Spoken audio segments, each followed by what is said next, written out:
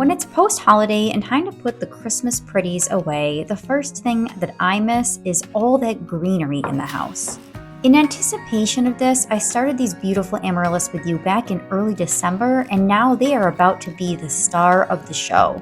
They are firmly rooted in their pebbles and growing strong, so instead of disturbing them, I'm going to companion plant right on top of the pebbles, which will have the bonus of providing good drainage. I'm also using living moss, pro-mix potting soil, and ivy geraniums that were saved from this summer's hanging baskets. It may seem silly to save geraniums, but these were so beautiful and they make great houseplants, and they're also free. I trimmed them back in the fall and brought them in before hard frosts, and they have sat pseudo-dormant, waiting to be revived and bring us some much-needed winter cheer. It feels good to be handling soil, even if it's just potting mix. After firming the potting soil around the roots of the geraniums and topping it up a bit, I pruned a bit more off to stimulate growth and then watered them in with non-chlorinated water. Next, I got out my living moss, gently unrolling it and laying it on the soil surface, pressing it down firmly to make sure the roots make contact with the damp soil. Use your big pieces first, then fill in with the smaller bits at the bottom of the bag. These geraniums will start to leaf out and get bigger, but in the meantime, they are a nice supporting cast for the tall and leggy amaryllis. I did the same with these white Maryland amaryllis bulbs, which have been enjoying the terrarium, but are about to bust out of the top any day now. Time to find a different place for them pretty soon. In the dining room, I packed away the nativity, faux fur snow, and Christmas star, swapping in a winter white candle and twin chinoiserie pots with more geraniums and paper whites.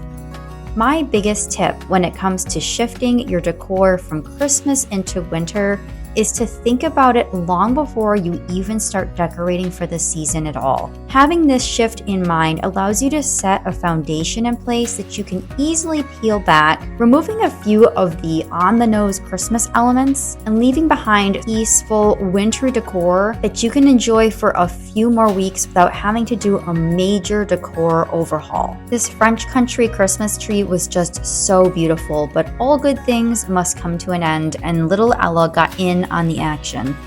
Once that tree was down, the corner was very empty, so I shifted my etagere out of the corner by the French country sideboard and used some wintry elements like the gold snowflake plates and the little winter birds that featured on my Christmas tablescape this year.